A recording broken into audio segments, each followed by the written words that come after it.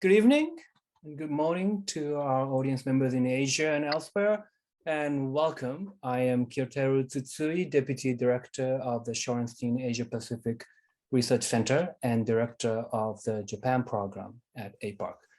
Thank you for joining us online for today's discussion, the opening event of APARC's Winter 2022 webinar series that focuses on technology and its political and social impact. From great power contests to global trade and supply chains, and from rising digital authoritarianism to climate change solutions and digital healthcare, advanced technologies are transforming social orders and international politics. In APARC's Winter Quarter series, New Frontiers, Technology, Politics, and Society in the Asia Pacific, explores the three intersecting areas in Asian affairs and US-Asia relations. In our guest speaker lineup that feature leading academics and experts in their fields, will examine the interconnections between technology and issues such as the state of democracy in India, the US-China competition, innovations to accelerate well-being, and more. And each event is led by one of APARC's research programs, and I'm sharing the poster for the series here. And we are pleased to kick off the series with this evening's discussion led by our Korea program, examining cybersecurity on the Korean Peninsula. Now, without further ado, let me turn the virtual floor over to Professor Gyuk Shin, the director of APARC and of the Korea program, who will moderate the discussion. Thank you. Gyuk? Okay, thank you, Gyo. Happy New Year. And once again, good evening and good morning to those in Asia. I'm Gyuk Shin. I'm director of Shorenstein APARC, also director of Korea program. So I'm very happy to introduce our panel on cybersecurity as Seoul ready for Pyongyang's latest threat. So before I introduce our panel and panelists, let me mention that we have two more events for Korea program this quarter. On February 24th, we have a panel on two Koreas, North and South, and China. And March 10, there will be a panel to analyze presidential election that will take place in Korea on March 9th. So please join the other webinars as well. Okay, so today we will be discussing, cybersecurity on the Korean Peninsula. As you know, our program has, hosted and organized, really a lot of program on nuclear issue in North Korea. In my memory, over the last maybe 20 years, at least we had one or two every year on North Korea nuclear issue. But I don't think we have ever covered this important topic on cybersecurity. So, that's why I'm really happy to have this panel and look forward to our conversation. So today we will be discussing, what kind of cyber threats North Korea posed to South Korea and beyond, and how South Korea address the North Korean cyber attacks, and what other countries can learn from the response. So I'm very happy to introduce our two panelists who will lead our discussions. The first, Jenny Jeong, who is doctoral candidate in the Department of Political Science at Columbia, and also non-resident fellow at the Atlantic Council's Cyber Statecraft initiative. Her current research explores the dynamics of coercion in cyberspace. Her broader interests include cyber conflict, North Korea, and security issues in East Asia. Among others, Jenny is a co-author of the 2015 CSIS report, North Korea's Cyber Operations, Strategy and Responses. So Jenny has been very active in presenting her work in many panels and also provided government briefings and media interviews on cybersecurity issue. So she received her BS and MA from Georgetown University, and she's now joining from New York today. Our second speaker is Dr. Jeong Kim from Korea. She is a principal researcher at the National Security Research Institute, where she joined in 2004.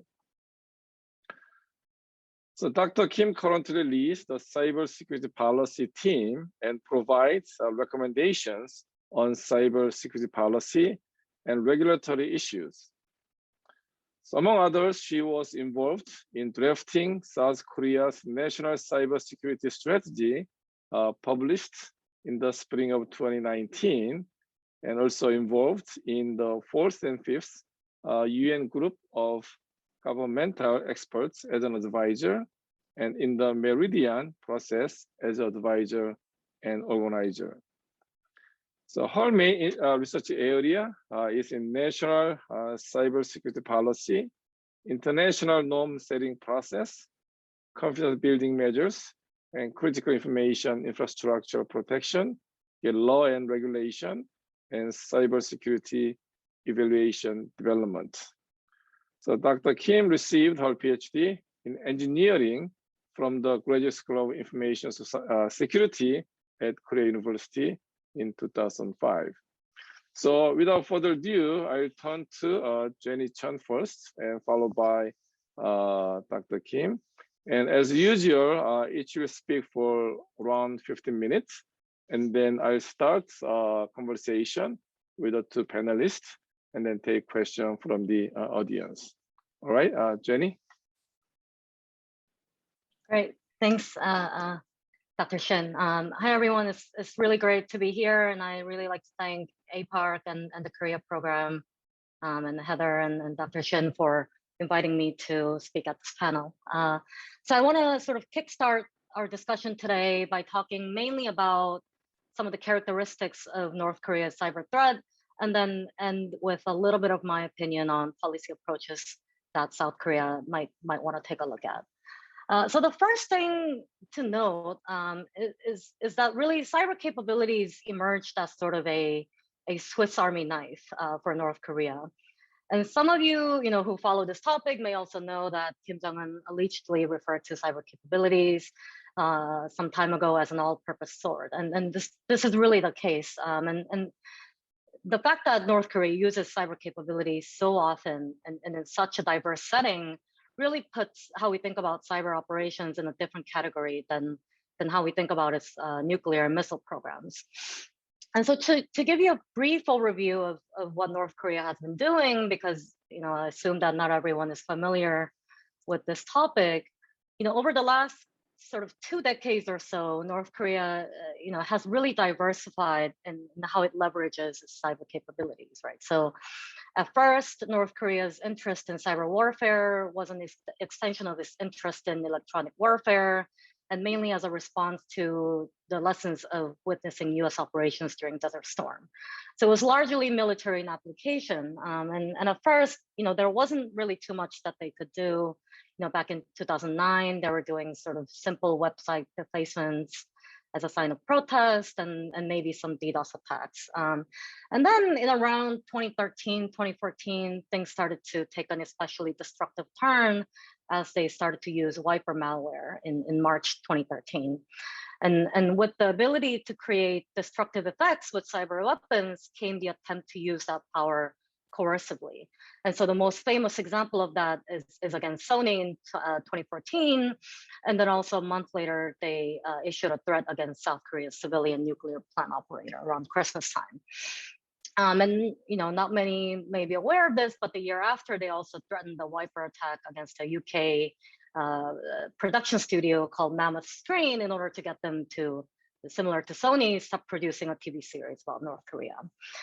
So that's another trend that began. And also in 2015 is when we really see North Korea make an earnest effort to generate revenue through cybercrime.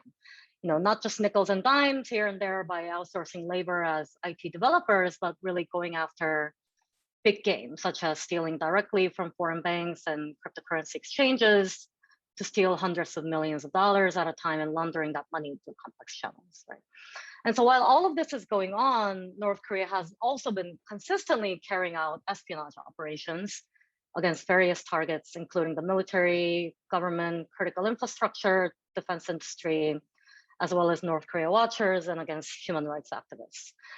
So all this is to say that when we talk about North Korea's cyber threat, we really need to think about it not as a monolithic activity, but as a composite of really vastly different activities carried out in and through cyberspace. And so now, surprisingly, how we need to respond to cybercrime may be completely different from how we need to respond to, say, a coercive threat that involves a wiper malware. That's the first thing that I want to highlight. The second thing that I want to highlight is that North Korean hackers are quite innovative and persistent in their tactics and techniques. And they also learn relatively fast from the behaviors of other cyber operators and adopt them as part of their own toolkit, right? So while I wouldn't necessarily put North Korean hackers on par with US or Russian state cyber operators, I think many still tend to underestimate North Korea's hackers even after several high-profile incidents that should convince them otherwise. And just an example of how they're kept up to date on a lot of the latest trends. Last year, software supply chain threats emerged as a big issue after the SolarWinds campaign. And a couple of months later, in October 2021, there was reporting that North Korea is also attempting to launch attacks via software supply chains. And all of this shouldn't really come as a surprise because North Korea also, started using wipers back in 2013, just months after Iran used it first, against Saudi Aramco in 2012, and also after the use of wipers as part of the Stuxnet campaign, right? So North Korea keeps up to date on what others are doing, and it may be isolated physically, but it doesn't mean that they're not kept up to date on these things, and they are quick to relatively adopt them as part of their own toolkit as well. On top of that, we also know that they're quite active on hacker forums, right? And they often use off-the-shelf tools, and they buy, for example, initial access to victims from criminal groups, and they also offer their own hacking services for hire. And if you especially look at their cybercrime operations, you can see that they're really even quite creative with their tactics and techniques. For example, they've been mining Monero since at least 2017. They've even engaged in things like fraudulent initial coin offerings, not to mention all the sort of the widely reported fraudulent SWIFT transactions and the cryptocurrency exchange hacks, right? So just from watching how they operate in terms of cybercrime, they're very dedicated and persistent, and will target globally to get what they want. And finally, sort of what makes me most worried about North Korea's cyber threat is that they're often not really afraid to launch operations that are really brazen and destructive in order to achieve the task at hand. And I think this really sets North Korea sometimes apart from some of the other more careful and therefore restrained state-sponsored hackers. So for example, during a bank heist against a Chilean bank back in 2018, North Korea also, on top of that, used a wiper malware to destroy hard drives on its network, presumably in order to delay and obfuscate the investigation process. So in plain terms, this is more like a sort of a smash and grab theft operation rather than a clean sort of Ocean's 11 style an operation, right? So the problem is that this kind of behavior results in more victim damage and an unpredictable sort of, if you might say, a blast radius of a cyber operation. And an example of this sort of reckless behavior is whether it was intentional or not, WannaCry ended up causing way more collateral damage than it needed to, and they didn't even end up generating that much money out of that. And so it's my observation that in cyberspace, actually restraint is actually much harder to achieve than widespread destruction, especially when it comes to the use of tools like worms and so on. And the reason why I think this is because malware also contains bugs and errors, just like normal software, and you need to really take extra time and resources to make sure that the malware doesn't get out of control or hit targets that you didn't intend to. But just like how software developers are incentivized to roll out products on the market before others do, hackers also face tactical trade-offs between carefully reviewing the code and quickly, exploiting an opportunity to hit a target. And I think this is where I especially worry that North Korea is not bound by the same constraints that compel some of the other cyber powers to exercise due care when they design a cyber operation. And so, for example, during the SolarWinds campaign, Russia could have exploited many more targets by compromising the software, but they only, in the end, decided to deliberately exploit a tiny select few of their most sort of prized targets, not because it felt generous, but because it wanted to stay under the radar. And the more targets it hits, the increased probability that one of them will get detected prematurely, right? Also, similarly, the U.S. put in a lot of several deliberate controls to limit the indiscriminate spread of Stuxnet for similar reasons, and this is because these actors value the covertness of a cyber operation, partly because it helps the mission succeed, but also because they don't really want to be attributed and to suffer diplomatic consequences as a result. However, if North Korea doesn't really care about being attributed or suffering the diplomatic consequences of it as a result, you can think about the possibility that it also has less of an incentive to take the costly effort to exercise due care and restrain when it, structures a cyber operation. If it means just being able to steal the money and get out of there, they don't really care if it's a smash and grab operation that triggers all the red flags and alarms and destroys the windows in the process. And so, given this kind of reckless behavior, what I'm really worried about is that last year we saw some really, reckless behavior from the Chinese cyber operators when they chose to fully exploit the vulnerabilities in Microsoft Exchange mail servers, and then they chose to install backdoors in a lot of the workstations before they were patched. So what this did was it left tens of thousands of targets open for further exploitation, not just by the Chinese cyber operators, but for other hackers. And we saw actually a lot of ransomware, attacks exploiting this vulnerability and so on. And so what I'm really worried is that this kind of behavior is also something that North Korea could engage in down the road, which leaves cyberspace a less safe space, not just for South Korea, but for many others, around the world.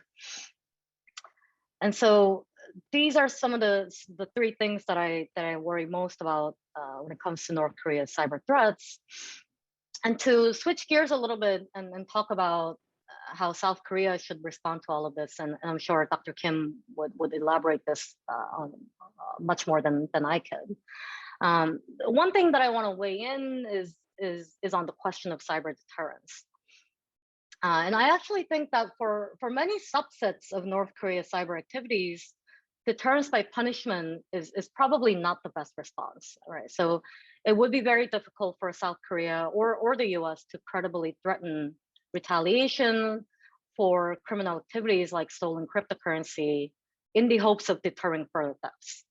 I think the more appropriate response is to probably take a law enforcement approach that's a non-strategic approach to make it as difficult as possible for North Korea to cash out in fiat currency or to try to recover some of this money through freezing assets or by naming and shaming the collaborators and the money laundering networks.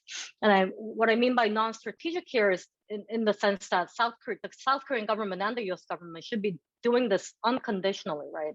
Not depending on the actions of North Korea. And I think the same goes for countering espionage operations. The solution is, I think, less in the realm of strategy and more in the realm of technical efforts to improve detection and applying, well-known cybersecurity best practices and, getting past the bureaucratic hurdles and things like that.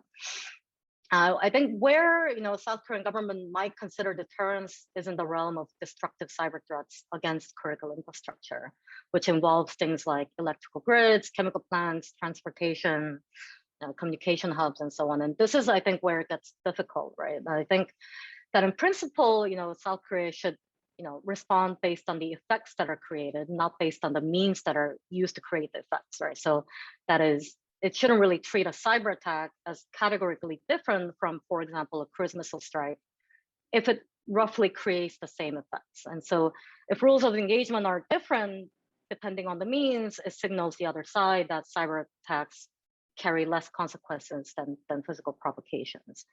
And I think the difficulty here, however, comes from the lingering probability of false flag operations and misattribution, right? And so, and also as a result of that, unintended escalation arising from that, especially in the heat of a crisis. And if South Korea moves in this direction of leveraging heavily on cyber deterrence, it should understand that crisis communication is still very important, even if this is concerning cyber and not nuclear missiles. And so with that, I would like to conclude my remarks, and I look forward to a lively Q&A session as well. Thanks. Okay, thank you so much for laying out a lot of issues for our discussion. And from the audience, if you have any question, please submit your question to Q&A function. Then we'll try to address as much as possible later. So now let's turn to Dr. Kim about South Korean strategy in dealing with North Korean cyber threat. Dr. Kim? Thank you, Professor Shim, and good morning and good evening, everybody. This is Jeong Kim from National Security Research Institute, and thank you for having me here. It's my honor to be participating with this webinar, especially with the Korean cybersecurity policy issues. I have 15 minutes and we'll talk about what we have been done in Korea for secure cyberspace defending Pyongyang cyber threat. Actually, I listening the previous panelist remarks, then I should not use my slides because I prepared 12 pages of slides, which shows what kind of cyber attack Korea had experiences and what kind of papers, policy documents we have, and what can be our reactions and what our national cybersecurity strategy says. But it can be better for me to just explain what will be the main characteristics of this ROK's cybersecurity policy issues. So let me say, maybe you can understand that over the last 3 decades, Korea has developed comprehensive cybersecurity policies aiming at ensuring the capability to prepare, respond, and recover in both public and private sectors. But still, there's some problems since the 2010 because North Korea tried to attack everywhere, not just Korea, South Korea, but also everywhere all over the world. And it gives this South Korean policymakers senses that maybe we have to do something more actively, not just the responding things, because when we have any big cyber events like the 2009 or 2011, 2013, 2015, they just made some kind of a comprehensive measurement documents. So all the other government agencies, related government agencies, are doing A and B and C and D to respond to cyber attack and to recover from the cyber attack. But it is not the holistic view kind of strategic documents. So that's why they are trying to make their own national cybersecurity strategy in 2017, and it finally published it in 2019. So when they first draft the national cybersecurity strategy, they usually tends to more focus on the cybersecurity as the entity or organizations itself. So for example, in US cases, the DHS, the Department of Homeland Security, making some regulations, and the NIST that we're gonna make some guidelines to fulfill, to implement those kind of regulations. So the other agencies will gonna follow up those guidelines or the regulations. But in Korean cases, and in US cases, still the DHS has some kind of role for the only government and public sectors, not for the private sector as general, because in private sector also has their own way to recover and respond to the cyber attack. But still, the White House or OMB has their own strategy to deal with the cyber attacks and cyber threats from outside to deal with. Even they have their own international strategies to deal with how they can react to those kind of cyber threats.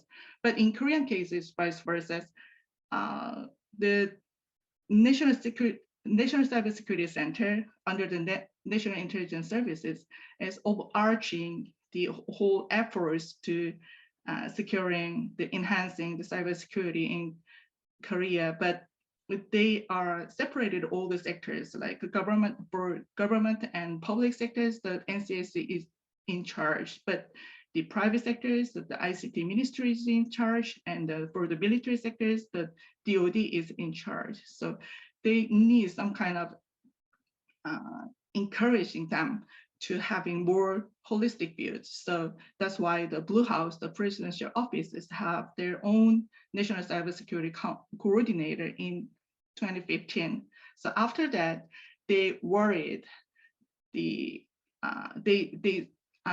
concerned about how they can make their own policies and strategies, which can be implemented into, or which can be communicated with the other foreign countries. For example, North Korea is trying to make their attack more often for all around the world, but the US, for example, or the UK, they wanted to share how we're gonna react those kind of attacks and how we judge the impact of the cyber attack itself. Then the Korean government has some reluctances to share how they gonna judge those kind of events and the impact. So that's why they have to more focus to the strategic level and then policy levels, not just the entities and cybersecurity levels. So it gives a lot of changes into the policymakers, actually. So, and also there's some problem that the main policymakers in cybersecurity field in Korea are good at technology, not good at the policy or strategy thinking, because they are in 1990s and early 20s, all the government officials who are dealing with the cybersecurity is from the technical or engineering backgrounds, not from the policy or the strategy thinking background. So that's why they wanted to react. So A event is occurred and we have to react or respond B. So that is all not, that is not the having any views from the government level or high leadership levels. So it also causes some problems to having solutions for the strategic thinking. And also the North Korean attacks are making more APT time of attack. And also it is using the concept of information campaign kind of, but the cybersecurity for this specific entity is not dealing with those kind of concepts as such. So that also causes some problems to making good new strategies. So finally, in 2018, when the Pyeongchang Winter Olympic Games have the opening sessions, and then there's a cyber attack from Russia supposedly, and when it occurs, the other alliances wanted to ask to do the naming and shaming at the same time together, but the Korean government made no decision on that. It's because they are not sure about how we can do that, and they are not sure about what can be the benefits of those kind of actions. So right now, we are trying to have a new strategy this year for the next year, because we were going to have presidential elections this year. So when we do that, we try to having some kind of guidelines, international and domestic guidelines to deal with how we can react, how we can make our decisions by the impact of the cybersecurity. So that's for that purposes, our team, the NSR, made a cyber attack severity methodologies to judge the impact of cyber attack, and then following that impact, we were gonna make our response like 6 groups, and then that will be helpful for having pragmatic deterrence toolkits in cybersecurity strategy, I guess. So, and also there will be some issues in domestic governance. So every intelligence services and the cybersecurity services, the agencies having difficulties to arrange the role and responsibility in cybersecurity, especially in Korea. The National Cybersecurity Centers is under the National Intelligence Services, and the National Intelligence Services in Korea is more like NSA plus FBI plus CIA. So not the holistic, but some part of those agencies are combined and mixed into the one agency as the NIS. That's why the NIS law is revisioning now, and then finally the FBI functions is going out to the police right now. After that, the NIS has main role to deal with the cybersecurity, to react or respond to the cybersecurity threat, cyber threat as a national crisis cases. And then also they have roles to govern all the governmental and public sectors cybersecurity. And also they have roles to collect and analyze all these cybersecurity issues with the view of national interest. So those governance issues should be implemented in a good way with some more revisions of legislations, related legislations. So it is undergoing right now, and also. So that can be my remarks, and then maybe the others will be followed up by the Q&A. Thank you. Okay, thank you for excellent presentation by 2 panelists. And I have so many questions to ask, but let's start with some basic issue. Maybe start with Jenny. You mentioned that North Korean hackers, they're pretty good. Okay, if not the very top, but still very good. And do you know how they were able to develop their hacking technology? Have been collaborating with any foreign government or any international organization, or their development is more indigenous? Do you have any information on that? Right. From what I know, a lot of their development is indigenous, right? So we can help North Korean students going abroad to study or seek work, but it's not from what I know, it's not like there was a government to government collaboration effort in order to stand up a North Korean cyber operations team by a foreign government. So I think that's a lot of the initial assumption that people have, mainly because I think they're still they like to underestimate North Korea's capability to be very dedicated and creative when it comes to solving national security problems. Because if I'm a North Korean leader, then I might spend more resource in developing cyber attack than maybe even nuclear weapon. Because as you mentioned, it can be quite lucrative financially, right? So do you have any indication about how much resource North Korea is putting into this cyber operation? So I don't have exact numbers on sort of how much money or budget is being allocated. All I know is that in terms of human resources,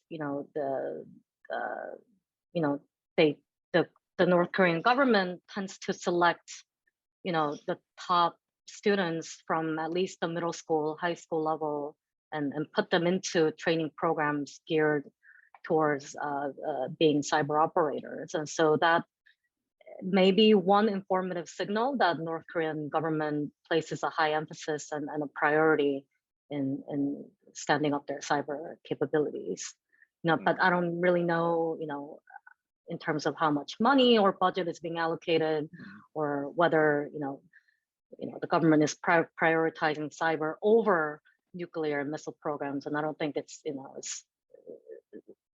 that far.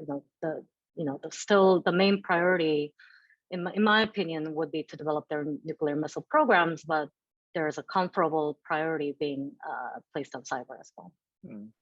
Okay, then let me turn to Jeong and Jenny can chime in. So what about South Korea? Do you feel South Korea is spending enough resource to address North Korean cyber attack? That's one. Also, relatedly, you mentioned about some issue about information sharing. And does South Korea collaborate with its allies, especially United States, in dealing with North Korean cyber attacks? So kind of, two related questions. So maybe Jeong first, and then maybe Jenny, you're free to chime in. Yeah. Yeah, so when the South Korea is putting enough resources to respond to cyber threat from Pyongyang. Well, I can say yes, we are doing good, but we need some more accelerations, because when in budget, for example, for each agencies have like 5 or 8% of IT budget for the cybersecurity, but it was like 1 or 2 point in the 2007 and 6.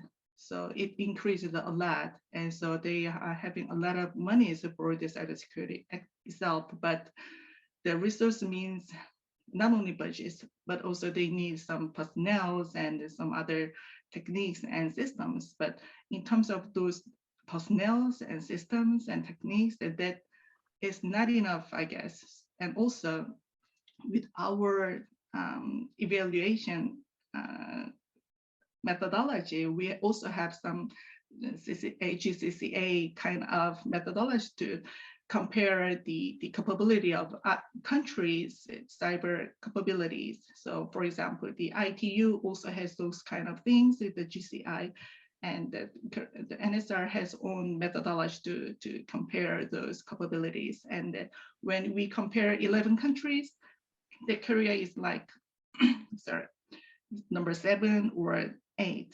So I don't think it is enough. And also the other questions about, I missed the second point. Yeah, so about like collaboration with the ally, especially United States. Oh, yeah. Actually, Korea government is very eagerly, actively collaborate with the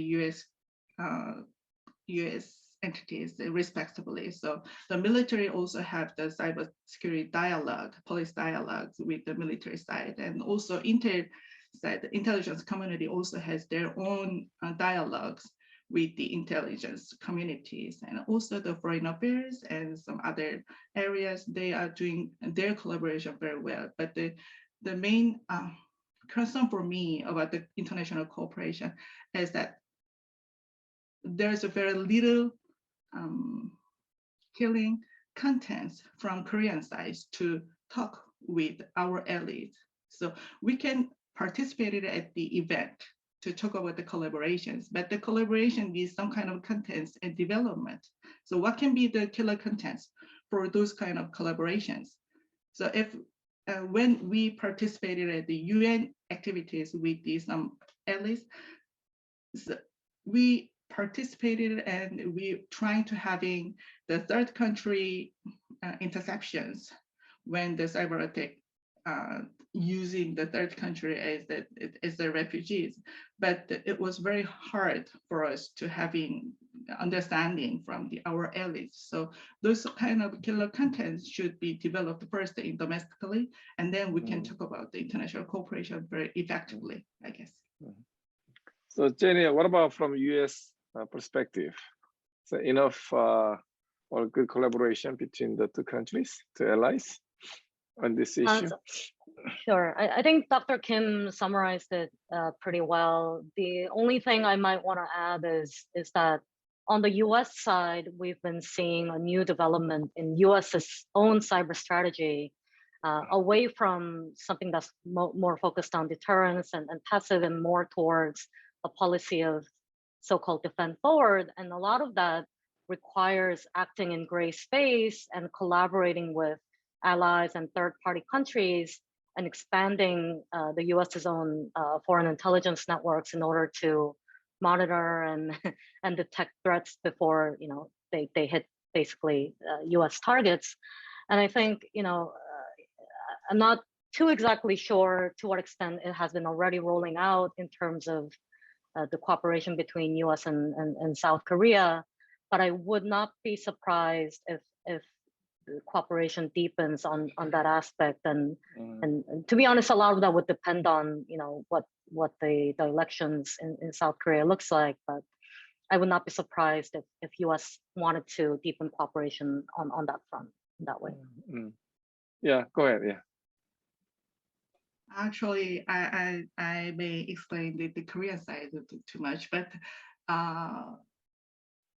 for me, we have various 1.5 dialogue with a lot of allies, with the UK, US, the Korea, Japan, Australia, EU, a lot. But whenever we have those kind of the 1.5 dialogue, it usually under the Chatham House rule.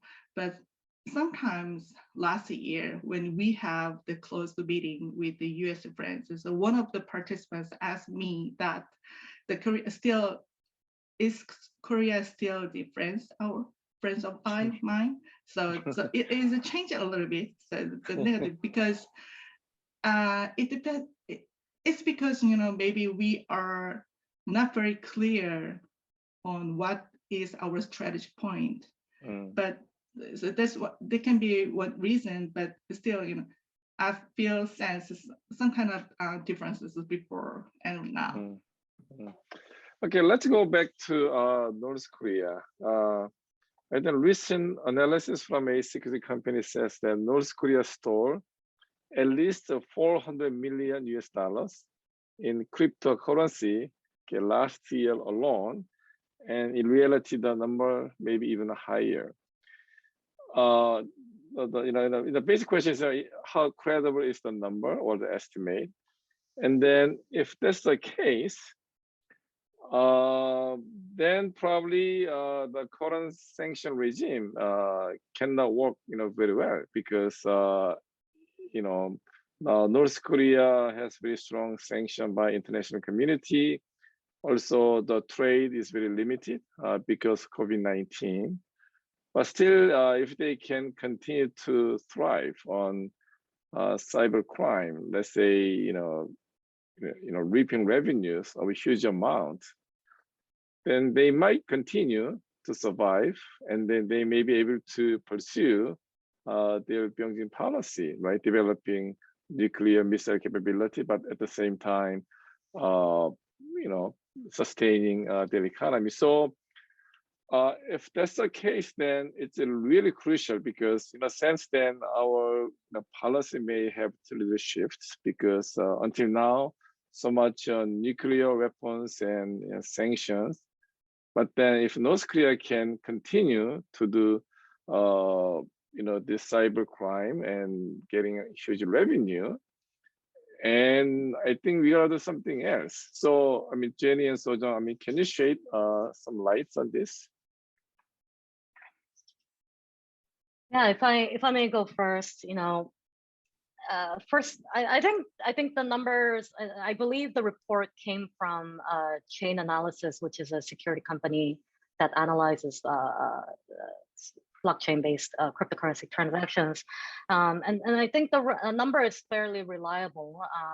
What we don't know is how much of $400 million represents the tip of the iceberg or the iceberg itself, right? We don't know what's under the iceberg and how much percentage of this is the total number that North Korea is reaping in from cybercrime. We also don't know what percentage of the money is going to, basically money mules and collaborators who are facilitating the money laundering and cashing out in fiat currency. So they might lose a percentage of that money in that process as well. But overall, it's not an insignificant amount. And for comparison, I think under the UN sanctions, the legal amount of coal exports that can be exported out of North Korea is about $400 million.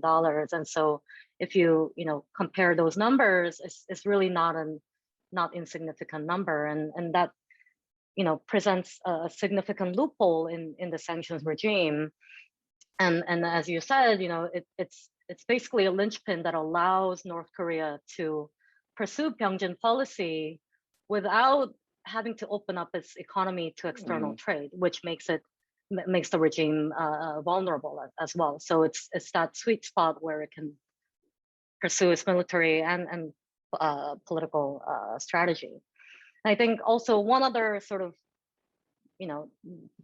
more internal politics aspect of this is that, a lot of this money would probably go straight to the North Korean elite, and therefore, this kind of alters the power dynamics between the elites and the regular citizens, right? Because with especially COVID-19 and the border being shut down, a lot of trade with civilian trade with China would probably be suffering, and if North Korea and elites would be able to generate a lot of revenue, without relying on taxes from citizens, this really decreases the leverage of the ordinary citizen in North Korea. And that might have impacts for internal North Korean politics as well.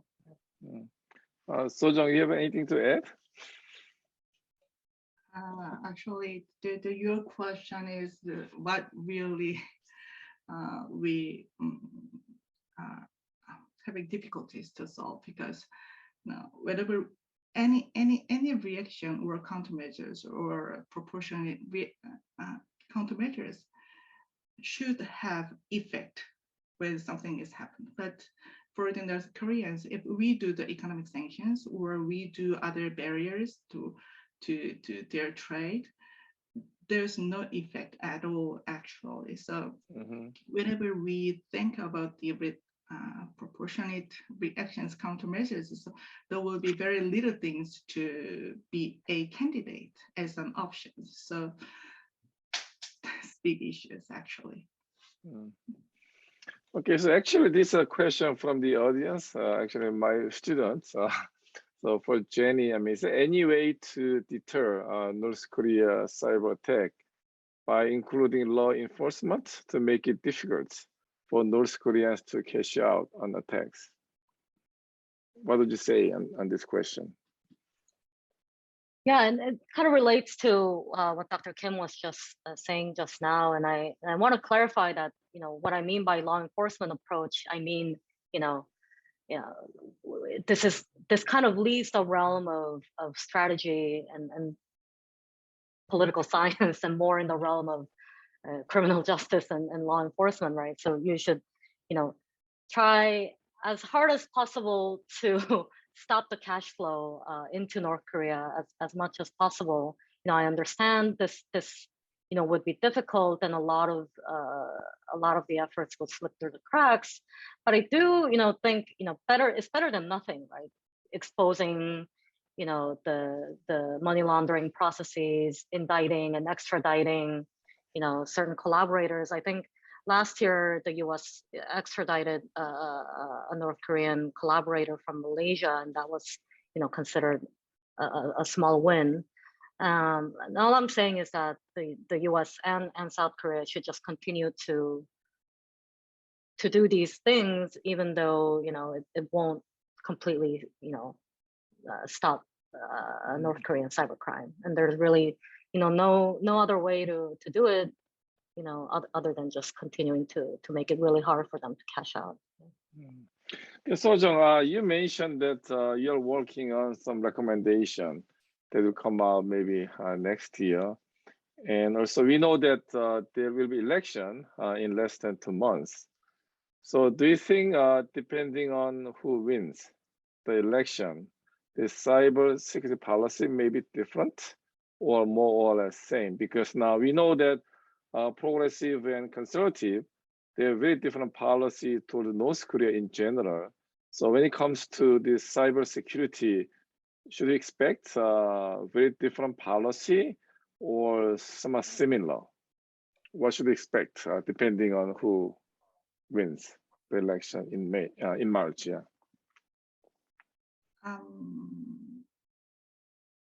General attitude, perspectives will not be different from each side, but the style of narrations will be different, I guess.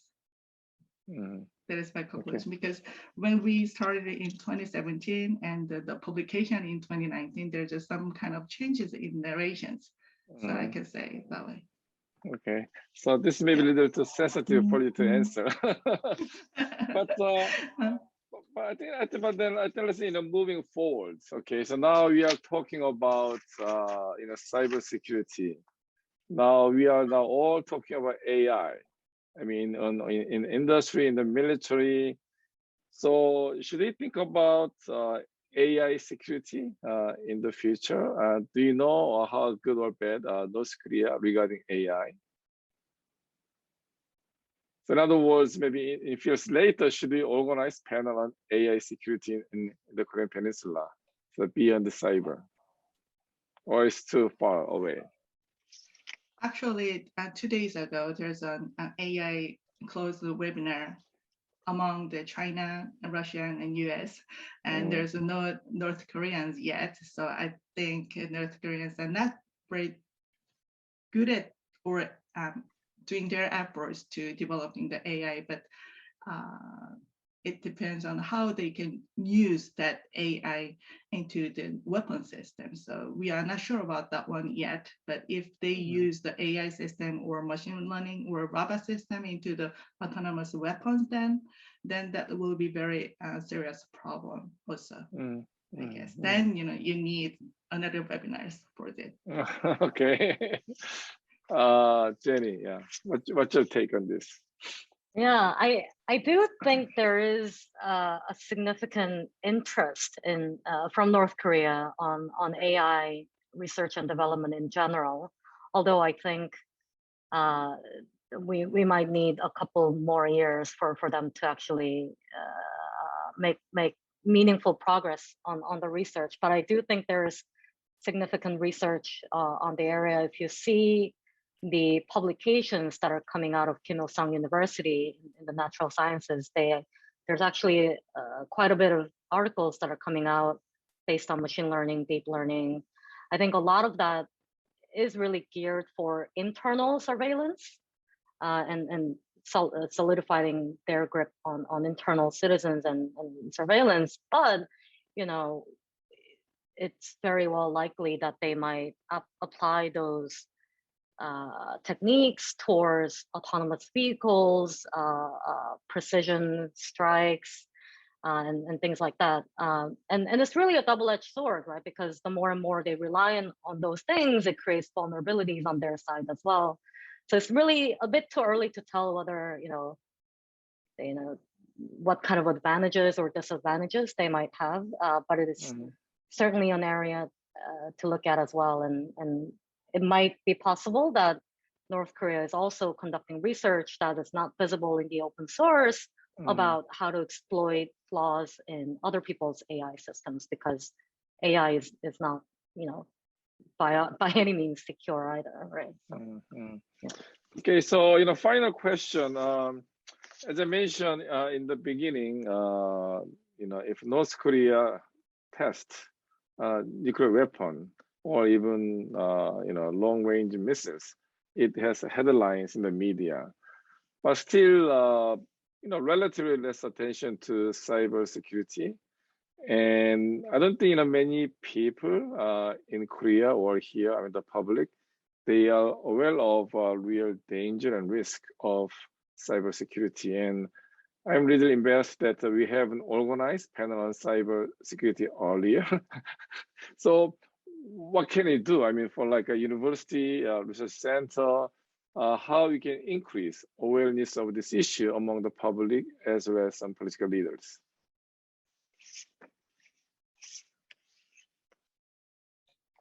I go first. Yeah. Actually, this year is my 20 years of cybersecurity policy issues. And if I were you, then I will more focus on to translating how important the cybersecurity issues can be, how the importance itself of cybersecurity in RK should be translated into the social scientific way of thinking. So they cannot understand and they cannot make their decision without no evidence. So the cybersecurity practitioners or the real field engineers are talking a lot of things that are dangerous and the credentiality, but still it cannot be understood in a political science way of thinking. So that's why we are trying to making some kind of methodologies to give them the data. So how much and how many, how serious. So if you put first your effort to there, then the awareness will gonna be raised. Then you will see a lot of things to talk more. And second one is especially in the international relations theory, those theories, how can be implied into the cybersecurity area, especially in Korean cases, because those I'm not professional, but I got sense that the Pyongyang, the North Korea, is very unique regimes to deal with. So those the original or the previous theory cannot be fully implemented into the understanding and analyzing the North Korea. So if you can do that, that would be very fantastic for us. Thank you. Okay, thank you. Jenny? Yeah, I agree with Dr. Kim on a lot of these things. I think cyber security or cyber conflict is at its base an interdisciplinary problem, right? It requires knowledge from computer science, engineering, but also from the social sciences as well. And I think the more and more people that are working on those respective disciplines realize that this is an interdisciplinary problem and it needs dialogue between these separate disciplines. And the more of these events where we have people from different disciplines or even different area studies come and talk together about these issues, I think really helps, and these really do add up. So I'm really excited for the series at APARC to continue as well. Okay, thank you. So I really learned a lot, and it kind of convinced me that we should do more on this topic, not just on nuclear or missile issue. So I think that's a learning experience for me. I'm really embarrassed to admit, but I think that's true. And so Jenny, I look forward to reading your dissertation, and so Jeong, also your reports in this year or next year. So hopefully we can come together, as you mentioned, with the people from different area, engineering, science, political science, IR, policy, so that maybe even industry, so you can work together to address this pressing issue that affects Korean Peninsula and beyond. So thank you so much for your excellent presentation and discussion. Also, thanks to the audience for joining us today, and have a great day or a great evening. Thank you so much. Thank you. Bye.